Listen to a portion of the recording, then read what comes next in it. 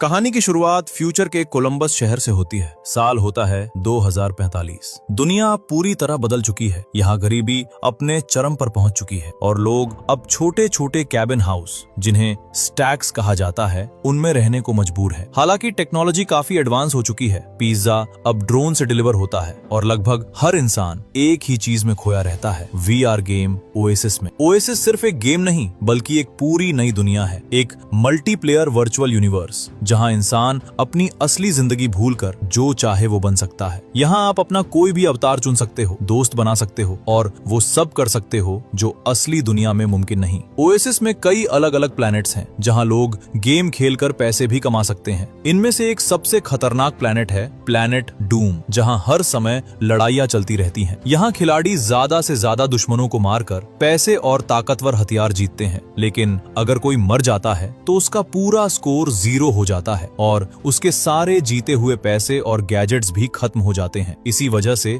इस गेम में हारना कई लोगों के लिए इतना बड़ा झटका होता है कि वो असली जिंदगी में भी टूट जाते हैं। इस अद्भुत दुनिया को बनाया था जेम्स हॉलिडे ने। उन्होंने साल 2025 में अपने पार्टनर ओगडन मोरो के साथ मिलकर ओएसिस का पहला वर्जन लॉन्च किया था, जिससे दोनों ही बेहद अमीर बन गए। लेकिन कुछ साल बाद मोरो कंपनी छोड़ देता है और हॉलिडे अकेले ही दुनिया की सबसे बड़ी कंपनी के मालिक बन जाते हैं। लोग उन्हें एक भगवान की तरह मानने लगते हैं, क्योंकि उन्होंने लोगों को इस बर्बाद दुनिया में जीने का एक नया तरीका दिया था। लेकिन 7 जनवरी 2040 को जेम्स हॉलिडे की मौत हो जाती है और मरने से पहले वो पूरी दुनिया के लिए एक आखिरी मैसेज छोड़ जाते हैं। उस मैसेज में वो बताते हैं कि उन्होंने ओएसिस के अंदर एक ईस्टर एग छिपाया है और जो भी खिलाड़ी इसे ढूंढ लेगा उसे उनकी कंपनी के $500 बिलियन के शेयर मिलेंगे और साथ ही पूरा ओएसिस का कंट्रोल भी उसी के हाथ में होगा। लेकिन इस ईस्टर एग तक पहुंचने के लिए खिलाड़ियों को पहले 3 खास चाबियां ढूंढनी होंगी, जिन्हें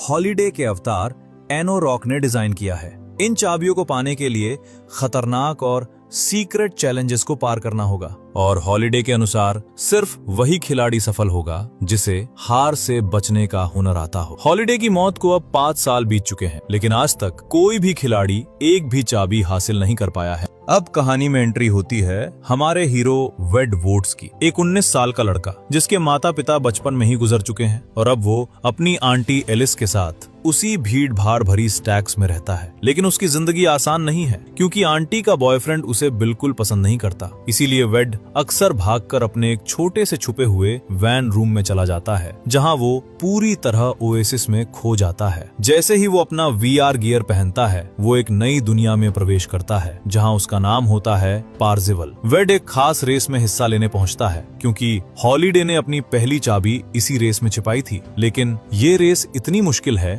कि आज तक कोई भी इसे जीत नहीं पाया है, इसीलिए बहुत कम खिलाड़ी इसमें हिस्सा लेते हैं। वेड की एक टीम भी है जिसे एग हंटर्स कहा जाता है, जिसमें उसके 3 दोस्त शामिल हैं, एच, डाइटो और शो। हालांकि वो कभी भी असली जिंदगी में उनसे नहीं मिला। इस रेस में एक और खतरनाक टीम शामिल होती है, IOI कंपनी के प्लेयर्स, जिन्हें सिक्सर्स कहा जाता है। IOI यानी इनोवेटिव ऑनलाइन इंडस्ट्रीज, जो दुनिया की दूसरी सबसे बड़ी कंपनी है और वो किसी भी कीमत पर इस कॉन्टेस्ट को जीतना चाहते हैं। उनके पास एक पूरी रिसर्च टीम है जो हर समय हॉलिडे की लाइफ को स्टडी करती रहती है, ताकि वो चैलेंजेस को पार करने का तरीका ढूंढ सकें। इस कंपनी का हेड है नोलन सोरेंटो। रेस शुरू होने से पहले वेड अपने दोस्त एच के पास पहुंचता है, जिसने उसके लिए आगे एक जगह रोक रखी थी। लेकिन वेड के पास फ्यूल कम होता है, इसलिए वो पीछे रहकर क्रैश हुई गाड़ियों से कॉइन्स इकट्ठा करता है। सभी खिलाड़ी तेजी से आगे बढ़ते हैं, लेकिन ये रेस खतरों से भरी हुई है। कई खिलाड़ी रास्ते में ही मारे जाते हैं और वेड उनके कॉइन्स उठाकर अपनी स्पीड बढ़ाता रहता है। लेकिन तभी अचानक रास्ते में डायनासोर और एक विशाल गोरिल्ला किंग कॉन्ग हमला कर देते हैं। एच की गाड़ी का टायर फट जाता है और वो वहीं रुक जाता है। अब रेस में सिर्फ वेड और एक लड़की बचती है, जिसका नाम आर्टेमिस होता है। जैसे ही वेड फिनिश लाइन के करीब पहुंचता है, तभी कॉन्ग ब्रिज तोड़कर सामने आ जाता है और वेड को अपनी गाड़ी रोकनी पड़ती है। वही आर्टेमिस भी पीछे से आ रही होती है। वेड समझ जाता है कि वो हारने वाली है, इसलिए वो अचानक आर्टेमिस का हाथ पकड़कर उसे बाइक से गिरा देता है। और अगले ही पल कॉन्ग उसकी बाइक को अपने हाथों से कुचल देता है। आर्टेमिस परेशान हो जाती है, लेकिन वेड जो उसे पसंद करता है उसे मदद का ऑफर देता है और उसे अपने दोस्त एच की वर्कशॉप में ले जाता है। एच एक शानदार मैकेनिक है जो हर तरह की मशीन बना सकता है और उसकी वर्कशॉप में एक विशाल आयरन जायंट भी खड़ा होता है। वेड आर्टेमिस को एच की वर्कशॉप दिखाने लगता है, लेकिन एच उसे तुरंत रोक देता है। आर्टेमिस अपनी टूटी हुई बाइक एच को ठीक करने के लिए देती है और फिर वो वेड से बात करने लगती है। बातों बातों में उसे पता चलता है कि वेड जेम्स हॉलिडे का बहुत बड़ा फैन है। आर्टेमिस उससे पूछती है, अगर तुम ईस्टर एग जीत गए तो क्या करोगे? वेड थोड़ा मुस्कुराते हुए कहता है कि उसने रियल वर्ल्ड के लिए बहुत प्लानिंग कर रखी है। वो एक बड़ा सा मेंशन खरीदेगा और अमीरों की तरह अपनी जिंदगी जिएगा। ये सुनकर आर्टेमिस कहती है कि वो ओएसिस को आईओआई कंपनी से बचाना चाहती है, लेकिन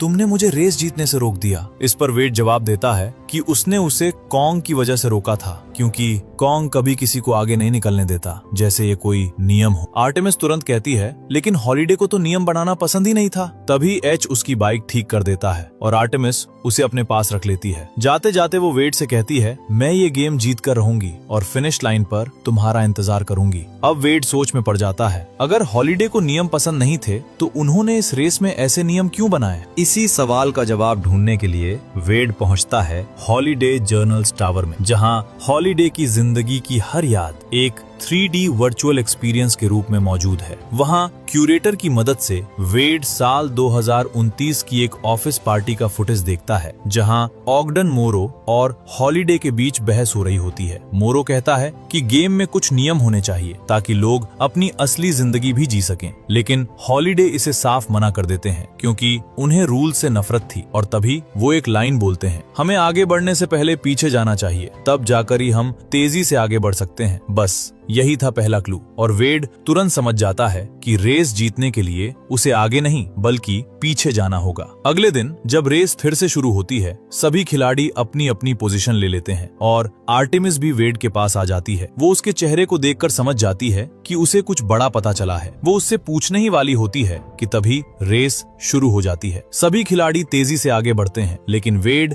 आगे बढ़ने की बजाय फुल स्पीड में पीछे जाने लगता है और तभी एक छुपा हुआ रास्ता खुलता है जो उसे नीचे एक सीक्रेट ट्रैक पर ले जाता है, जहां न कोई खतरा है न कोई रुकावट। और इसी रास्ते से वेड सीधे फिनिश लाइन तक पहुंच जाता है और इस तरह वो इस रेस को जीतने वाला पहला खिलाड़ी बन जाता है। जैसे ही वो जीतता है, उसके सामने प्रकट होता है एनोरॉक। एनोरॉक मुस्कुराते हुए कहता है, तुम पहले खिलाड़ी हो जिसने इस रेस को पूरा किया है। और फिर वो वेड को पहली ब्रॉन्ज की चाबी देता है, जिसे पाकर वेड बेहद खुश हो जाता है। इसके साथ ही एनोरॉक उसे दूसरी चाबी का एक नया क्लू भी देता है। अब वेड का नाम डैशबोर्ड पर नंबर 1 पर आ चुका था और उसके अकाउंट में 1 लाख कॉइन्स भी जुड़ चुके थे। इसके बाद वेड और एच वेपन खरीदने जाते हैं, जहां वेड सबसे पहले खरीदता है होली हैंड ग्रेनेड, फिर एक खास आइटम जेमेकिस क्यूब जो गेम में 60 सेकंड तक टाइम को रिवाइंड कर सकता है, और आखिर में वो खरीदता है IOI का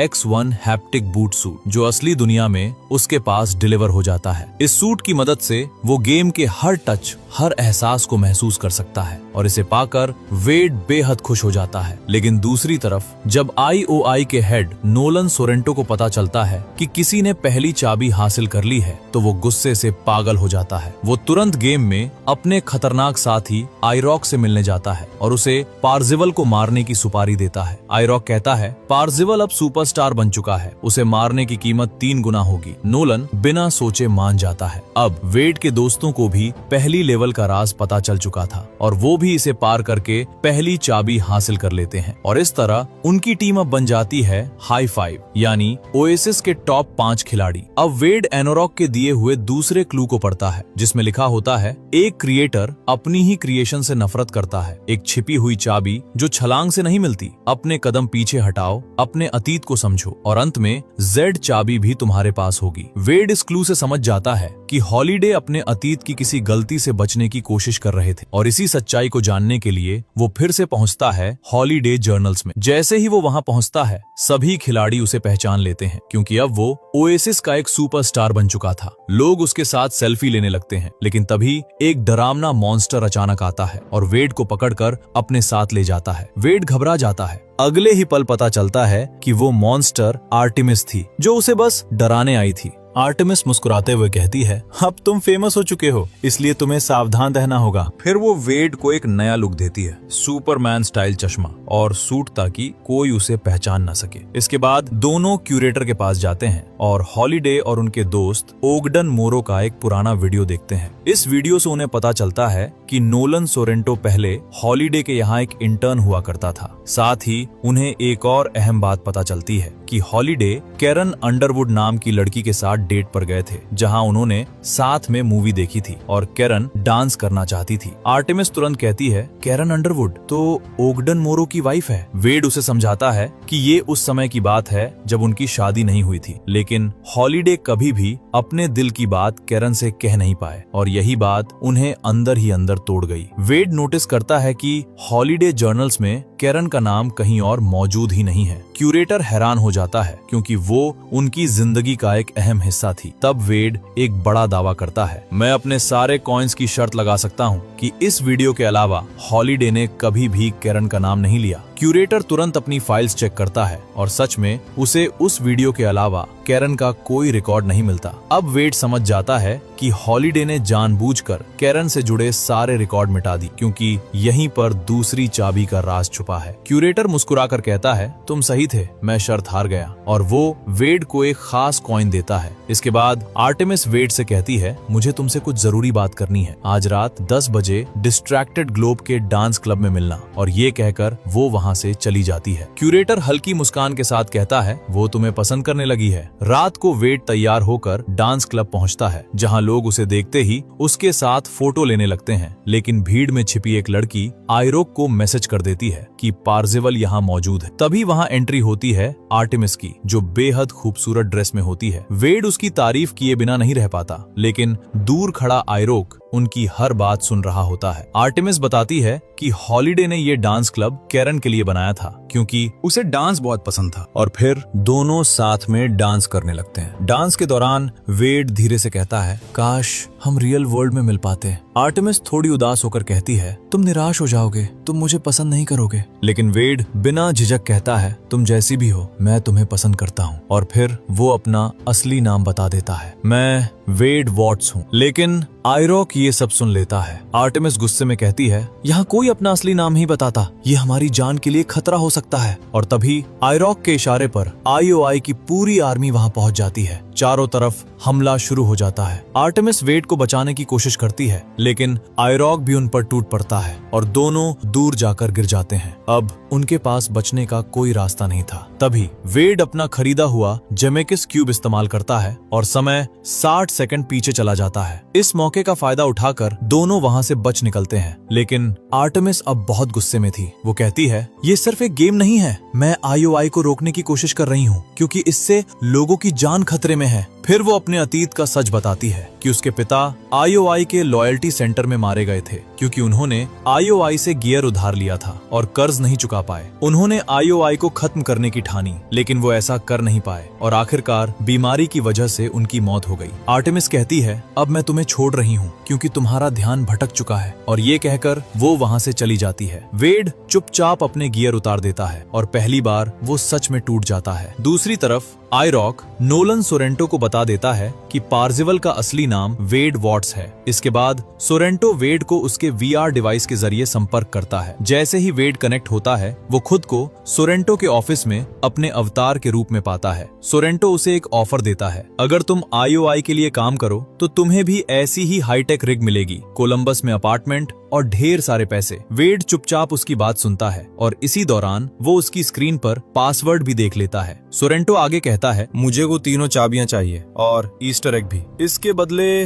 मैं तुम्हें $25 मिलियन दूंगा। वेड इतने बड़े ऑफर के बाद कुछ देर के लिए सोच में पड़ जाता है, लेकिन वो तुरंत फैसला लेता है, नहीं, क्योंकि वो जानता था कि सोरेंटो के इरादे बिल्कुल भी सही नहीं है। अगर IOI ओएसिस पर कब्जा कर लेती तो वो पूरी दुनिया को कंट्रोल करने लगते। सोरेंटो गुस्से में कहता है, अगर तुम मेरा साथ नहीं दोगे तो भी मैं ईस्टर एग हासिल कर लूंगा, क्योंकि तुम अब ज्यादा दिन जिंदा नहीं रहोगे। और फिर वो वेड का असली पता बता देता है, यूनिट 5-6 के। ये सुनकर वेड के होश उड़ जाते हैं। वो तुरंत अपनी आंटी एलिस को बचाने के लिए घर की तरफ भागता है, लेकिन तब तक बहुत देर हो चुकी थी। IOI के ड्रोन पूरे स्टैक्स एरिया पर बम गिरा देते हैं और वेड के सामने ही सारे कंटेनर धमाके में उड़ जाते हैं। वेड वहीं खड़ा रह जाता है, टूटा हुआ, अकेला। कुछ देर बाद वो वापस अपनी वैन में आता है और अपने दोस्त डाइटो, शो और आर्टेमिस से संपर्क करने की कोशिश करता है, लेकिन तभी अचानक कोई उसे पीछे से पकड़ लेता है और वो बेहोश हो जाता है। जब वेड को होश आता है तो वो खुद को आर्टेमिस के सामने पाता है। वो धीरे से कहती है, मेरा असली नाम समैंथा है और आर्टेमिस बस मेरा अवतार है। वेड पहली बार उसे असली रूप में देखता है। उसके चेहरे पर एक बर्थमार्क होता है जिसे वो छिपाने की कोशिश कर रही होती है, लेकिन वेड मुस्कुराकर कहता है, मुझे इससे कोई फर्क नहीं पड़ता। यहीं वेड को एक गहरी बात समझ आती है कि हम सब ओएसिस में खोकर अपनी असली जिंदगी भूल चुके हैं और उसी पल दोनों एक दूसरे के करीब आ जाते हैं। तभी समैंथा को अचानक दूसरे क्लू का मतलब समझ आता है। वो तुरंत अपना VR सूट पहनती है और वेड से कहती है, हॉलिडे कैरन से प्यार करता था, लेकिन जब उनके पास उसे किस करने का मौका था, उन्होंने वो मौका खो दिया। इसलिए हमें उस दिन उस मूवी में जाना होगा जहां हॉलिडे और कैरन साथ थे। वहीं छिपी है दूसरी चाबी। अब वेड और उसके सभी दोस्त ओएसिस में वापस आते हैं और क्यूरेटर के पास पहुंचते हैं। क्यूरेटर उन्हें हॉलिडे द्वारा देखी गई सभी फिल्मों की लिस्ट दिखाता है, जो इतनी लंबी होती है कि समैंथा कंफ्यूज हो जाती है। लेकिन तभी वेड को क्लू याद आता है। एक क्रिएटर अपनी क्रिएशन से नफरत करता है और इसी से उसे जवाब मिल जाता है। द शाइनिंग, एक हॉरर फिल्म जो स्टीफन किंग की बुक पर आधारित थी, और खास बात ये कि स्टीफन किंग खुद इस फिल्म से नफरत करते थे। क्यूरेटर उन्हें उस फिल्म के अंदर एक वर्चुअल सिनेमा में भेज देता है, जहां उन्हें पता चलता है कि उनके पास सिर्फ 5 मिनट हैं दूसरी चाबी ढूंढने के लिए। तभी एच को 2 लड़कियां दिखाई देती हैं और वो उनके पीछे चला जाता है, लेकिन अचानक लिफ्ट से खून का सैलाब निकलता है और एच उसमें बहने लगता है। वो किसी तरह खुद को बचाता है, लेकिन आगे उसका सामना भयानक ज़ॉम्बीज से होता है। किसी तरह वो बच निकलता है और वेड व आर्टेमिस उसे बाहर निकाल लेते हैं। एच उन्हें एक फोटो दिखाता है जिसमें हॉलिडे और कैरन साथ होते हैं, और तभी समैंथा को सच्चाई समझ आती है। हॉलिडे हॉरर फिल्म से नहीं बल्कि किसी लड़की को किस करने से डरता था। तभी उन्हें एक म्यूजिक सुनाई देता है। जब वो उस कमरे में जाते हैं तो वहाँ सैकड़ों ज़ॉम्बीज डांस कर रहे होते हैं और उन्हीं के बीच उन्हें कैरन भी दिखाई देती है। समैंथा हिम्मत करके उन ज़ॉम्बीज के बीच जाती है और कैरन तक पहुंचती है। क्या तुम मेरे साथ डांस करोगी? जैसे ही वो ये कहती है, पूरी दुनिया बदल जाती है और उनके सामने प्रकट होता है एनोरक। वो मुस्कुराकर समैंथा को दूसरी चाबी जेड की दे देता है और इस तरह उन्होंने दूसरा लेवल भी पार कर लिया था। साथ ही उन्हें तीसरे लेवल का क्लू भी मिल जाता है। लेकिन दूसरी तरफ सोरेंटो को पता चल जाता है कि वेड अभी भी जिंदा है, इसलिए वो अपनी खतरनाक एजेंट फिनाले को उसे खत्म करने के लिए भेजता है। फिनाले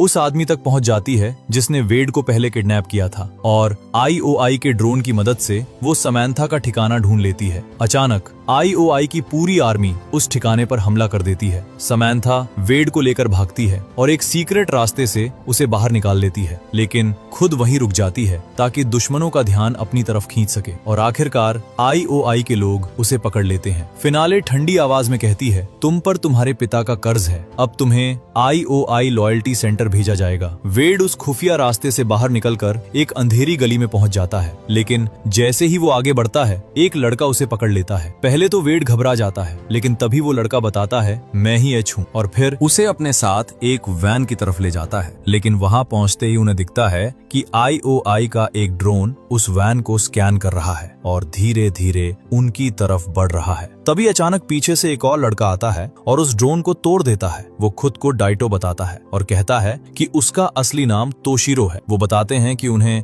समैंथा का मैसेज मिला था, इसलिए वो वेड को लेने आए हैं और अब IOI को हॉलिडे के तीसरे चैलेंज के बारे में भी पता चल चुका है। ये सुनते ही सभी तुरंत वहां से निकलने का फैसला करते हैं और वैन लेकर भाग जाते हैं। हालांकि फिनाले उन्हें जाते हुए देख लेती है। वैन के अंदर वेड को शो भी दिखाई देता है, जो सिर्फ 11 साल का एक छोटा लड़का था जिसका असली नाम जो था। वेड सबको बताता है कि उन्हें हर हाल में समैंथा को बचाना होगा। तब एच उसे याद दिलाता है कि उसने सोरेंटो की रिग और उसका पासवर्ड देख लिया था, इसलिए वो उसे हैक कर सकते हैं। दूसरी तरफ समैंथा को IOI के लॉयल्टी सेंटर में बाकी कर्जदारों के साथ कैद करके रखा गया था, जहां उससे जबरदस्ती ओएसिस में काम करवाया जा रहा था। वो अपने हेलमेट को हटाने की कोशिश करती है, लेकिन वो पूरी तरह लॉक होता है, जिससे वो बाहर नहीं निकल पाती। उधर ओएसिस में सोरेंटो एक बड़े कैसल के अंदर होता है, जहां एक IOI ऑफिसर उसे बताता है कि तीसरा चैलेंज एक पुराने अटरी 2600 गेम से जुड़ा है। IOI के सभी प्लेयर्स उस गेम को जीतने की कोशिश कर रहे थे, लेकिन वहां की बर्फ 1 मिनट के अंदर ही टूट जाती थी, जिससे हर बार खिलाड़ी मर जाते थे। तब सोरेंटो आइरॉक को बुलाता है, जो अपने साथ एक खतरनाक आर्टिफैक्ट लाता है, ओसुवॉक्स ऑर्ब, जो एक बेहद ताकतवर शील्ड बना सकता था। आइरॉक मंत्र पढ़कर उस ऑर्ब को एक्टिवेट करता है और पूरे कैसल के चारों तरफ एक अटूट फोर्स फील्ड बन जाती है। इसी बीच वेड और उसके दोस्त सोरेंटो की रिग को सफलतापूर्वक हैक कर लेते हैं। सोरेंटो को ऐसा लगता है जैसे वो सच में उनके सामने खड़े हैं और वो उसे गन पॉइंट पर लेकर पूछते हैं कि समैंथा कहाँ है। मजबूर होकर सोरेंटो उन्हें उस लॉयल्टी पॉड का नंबर बता देता है जिसमें समैंथा कैद थी। अब वेड उससे कांटेक्ट करता है और बताता है कि उन्होंने सोरेंटो की रिग हैक कर ली है। समैंथा उन्हें बताती है कि तीसरा चैलेंज प्लेनेट डूम के कैसल में है और IOI ने उस पूरे एरिया को एक फोर्स फील्ड से बंद कर दिया है, जिसे सिर्फ अंदर से ही हटाया जा सकता है। तब वेड उसे कहता है कि पहले उसे अपने सेल से बाहर निकलना होगा और उसे बताता है कि ऊपर एक लीवर छुपा हुआ है। समैंथा उस लीवर को ढूंढकर उसे ऑफ कर देती है और तुरंत उसके हेलमेट और हथकड़ियां खुल जाती हैं। लेकिन तभी सोरेंटो को एक रिफ्लेक्शन से समझ आ जाता है कि वो सब एक इल्यूजन था। वो तुरंत अपने VR ग्लासेस उतार देता है और गुस्से से भर जाता है। वो फिनाले के पास जाता है और देखता है कि समैंथा वहां से गायब हो चुकी है। वो गुस्से में उसे डांटता है और तुरंत उसे ढूंढने का आदेश देता है, लेकिन असल में समैंथा भागी नहीं थी, बल्कि वो चुपचाप IOI की यूनिफॉर्म पहनकर सोरेंटो की रिग तक पहुंच चुकी थी। वहीं से वो ओसुवॉक्स ऑर्ब को बंद करने वाला स्पेल पता कर लेती है। अब दूसरी तरफ वेड प्लेनेट डूम पर पहुंचता है और पूरे ओएसिस में एक लाइव मैसेज देता है। वो कहता है, मैं पार्जिवल हूँ जिसने पहली चाबी हासिल की थी, लेकिन अब हमारा भविष्य खतरे में है। IOI इस गेम को जीतने के लिए किसी भी हद तक जा रही है और वो ओएसिस पर कब्जा करना चाहती है, इसलिए हमें एकजुट होकर इसे रोकना होगा। वेड की इस बात का असर होता है और धीरे धीरे ओएसिस के हजारों खिलाड़ी प्लैनेट डूम पर उसकी मदद के लिए आने लगते हैं। एज भी अपने आयरन जायंट सूट को एक्टिवेट कर लेता है और पूरी टीम एकजुट होकर लड़ाई के लिए तैयार हो जाती है। उधर सोरेंटो भी अपने रिग में वापस लॉग इन करता है, लेकिन उससे पहले ही समैंथा IOI के सिस्टम से निकलकर सिक्सर्स के बीच शामिल हो जाती है और उनके साथ ही शील्ड के अंदर पहुंच जाती है। अब उसका एक ही मकसद था, उस ऑर्ब को बंद करना। दूसरी तरफ सोरेंटो वेड की विशाल सेना को देखकर चौंक जाता है और गुस्से से भर जाता है कि वेड ने पूरे ओएसिस को उसके खिलाफ खड़ा कर दिया है। अब असली जंग शुरू होती है। वेड और उसके साथी उस फोर्स फील्ड पर हमला करते हैं, लेकिन वो इतनी मजबूत होती है कि उस पर कोई असर नहीं पड़ता। तभी समैंथा धीरे धीरे उस ऑर्ब के करीब पहुंचती है, लेकिन वहां एक गार्ड खड़ा होता है। वो चालाकी से एक ड्रोन बोट का इस्तेमाल करती है और उसके जरिए ऑर्ब तक पहुंचकर सही मंत्र बोलती है और अगले ही पल पूरी फोर्स फील्ड गायब हो जाती है। जैसे ही शील्ड हटती है, पूरा मैदान युद्ध भूमि बन जाता है। सभी खिलाड़ी तीसरी चाबी पाने के लिए दौड़ पड़ते हैं। IOI के सैनिक और रोबोट उन्हें रोकने की कोशिश करते हैं और एक भयानक जंग छिड़ जाती है। इसी बीच समैंथा भी वेड के पास पहुंच जाती है, लेकिन तभी सोरेंटो अपना सबसे खतरनाक हथियार निकालता है, मेका गॉडजिला। वो उस विशाल रोबोट को एक्टिवेट करता है जो कुछ ही सेकंड में आयरन जायंट को जला देता है और एच पूरी तरह कमजोर पड़ जाता है। अब डाइटो खुद को एक विशाल रोबोट में बदलकर गॉडजिला से भिड़ जाता है। कुछ देर तक दोनों के बीच जबरदस्त लड़ाई होती है, लेकिन गॉडजिला की ताकत के सामने वो ज्यादा देर टिक नहीं पाता। उसका सूट अचानक फेल हो जाता है और वो वापस अपने नॉर्मल अवतार में आ जाता है। तभी गॉडजिला उसे अपने हाथ में पकड़ लेता है और एक ही झटके में उसे जलाकर खत्म कर देता है। डाइटो का अवतार पूरी तरह नष्ट हो जाता है और वो फिर से शून्य पर पहुंच जाता है। ये देखकर सब शोक हो जाते हैं, लेकिन तभी आयरन जायंट और समैंथा मिलकर गॉडजिला पर पलटवार करते हैं। समैंथा चालाकी से गॉडजिला के अंदर मौजूद सोरेंटो की तरफ एक बम फेंक देती है और अगले ही पल पूरा मेका गॉडजिला जोरदार धमाके के साथ उड़ जाता है। अब वेड और शो तेजी से कैसल की तरफ बढ़ते हैं, लेकिन तभी आइरॉक ब्रिज को तोड़ देता है, जिससे उनका रास्ता बंद हो जाता है। हालात और भी मुश्किल हो जाते हैं, लेकिन किसी तरह वो दूसरी तरफ पहुंचने की कोशिश करते हैं। इसी दौरान आइरॉक उन पर हमला करता है, लेकिन शो बहादुरी दिखाते हुए उस पर टूट पड़ता है और उसका एक हाथ काट देता है। वो दोनों किसी तरह कैसल की तरफ बढ़ जाते हैं, लेकिन पीछे से आयरन जायंट लावा में गिरकर खत्म हो जाता है और एज का भी अवतार नष्ट हो जाता है। उधर सोरेंटो को शक हो जाता है कि समैंथा उसके ही लोगों के बीच छिपी हुई है, इसलिए वो उसे ढूंढने लगता है। वेड को भी ये समझ आ जाता है, इसलिए वो समैंथा को तुरंत IOI से निकलने के लिए कहता है, लेकिन जब वो नहीं मानती तो वेड मजबूरी में उसके अवतार को ही खत्म कर देता है, जिससे वो गेम से बाहर निकल आती है। बाहर आते ही एच और डाइटो उसे अपनी वैन में सुरक्षित ले लेते हैं। वहीं दूसरी तरफ वेड और शो पर IOI के सैनिक हमला कर देते हैं, लेकिन वेड अपने होली हैंड ग्रेनेड का इस्तेमाल करके सब को खत्म कर देता है और आखिरकार उस गेम मशीन तक पहुंच जाता है जहां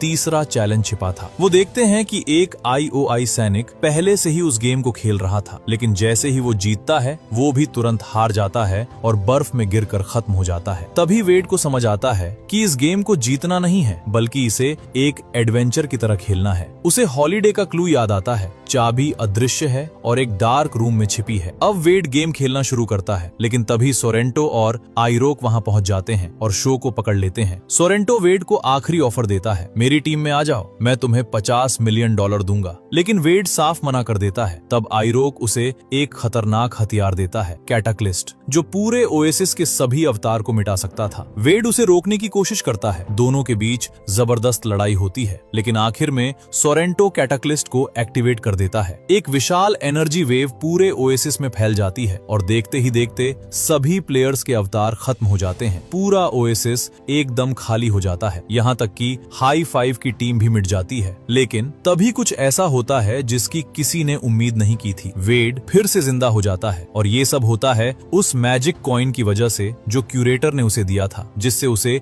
एक एक्स्ट्रा लाइफ मिलती है। सोरेंटो ये देखकर हैरान रह जाता है और गुस्से से पागल हो जाता है। अब वेड अकेला आखिरी उम्मीद बन चुका था। वो उस गेम को सही तरीके से खेलता है, हर स्टेप को ध्यान से समझते हुए, और आखिरकार एक डार्क रूम तक पहुंच जाता है जहां वो गेम को पूरा कर देता है। जैसे ही वो जीतता है, सामने एनोरॉक प्रकट होते हैं जो उसे तीसरी चाबी दे देते हैं। अब वेड के सामने एक बड़ा दरवाजा आता है जहां उसे अपनी तीनों चाबियां लगानी होती हैं। लेकिन उसी समय रियल वर्ल्ड में सोरेंटो उनकी वैन पर हमला कर देता है, जिससे वेड को फोकस करने में दिक्कत होती है, लेकिन वो हार नहीं मानता और किसी तरह तीनों चाबियां लगा देता है और आखिरकार वो पहुंच जाता है ईस्टर एग रूम में। वहां एनोरॉक उसे कॉन्ट्रैक्ट देते हैं और कहते हैं साइन करो और ओएसिस तुम्हारा हो जाएगा। वेड साइन करने ही वाला होता है, लेकिन तभी उसे कुछ याद आता है, हॉलीडे की सबसे बड़ी गलती। उन्होंने भी बिना सोचे समझे कॉन्ट्रैक्ट साइन किया था और अकेले ही सब कुछ अपने पास रख लिया था। इस बार वेड वही गलती नहीं दोहराता, वो साइन करने से मना कर देता है और कहता है मैं आपकी गलती नहीं दोहराऊंगा। ये सुनकर एनोरॉक मुस्कुराते हैं और अपना असली रूप दिखाते हैं, जेम्स हॉलीडे। पूरा कमरा बदलकर उनके बचपन के घर में बदल जाता है। हॉलीडे वेड को एक स्विच दिखाते हैं जिससे ओएसिस को कभी भी बंद किया जा सकता है और फिर वो बताते हैं कि उन्होंने ओएसिस इसलिए बनाया क्योंकि वो असली दुनिया में कभी खुश नहीं रह पाए। उन्हें लोगों से जुड़ना नहीं आता था और इसी डर में उन्होंने अपनी पूरी जिंदगी गुजार दी। वो वेड से कहते हैं उम्मीद है तुम मेरी गलती नहीं दोहराओगे, और फिर वो उसे ईस्टर एग दे देते हैं। उधर रियल वर्ल्ड में सोरेंटो वैन को टक्कर मारता है और वेड पर गन तान देता है, लेकिन तभी पुलिस वहां पहुंच जाती है और सोरेंटो को गिरफ्तार कर लेती है। वेड अपने VR ग्लासेस उतारता है और इस बार कोई गलती नहीं करता, वो समैंथा को किस कर लेता है। कुछ समय बाद वेड की मुलाकात मुलाकात होती है ऑगडन मोरो से, जो उसे बताते हैं कि अब वो ओएसिस का मालिक है। लेकिन वेड एक अलग फैसला लेता है, मैं इसे अकेले नहीं चलाऊंगा, मैं इसे अपने दोस्तों के साथ शेयर करूंगा। और इस तरह हाई फाइव बन जाती है ओएसिस की नई टीम। मोरो भी उसके फैसले से खुश होते हैं और बताते हैं कि वही क्यूरेटर थे और वो आगे भी उनकी मदद करेंगे। अब IOI कंपनी खत्म हो चुकी थी, लॉयल्टी सेंटर्स बंद हो चुके थे और पहली बार ओएसिस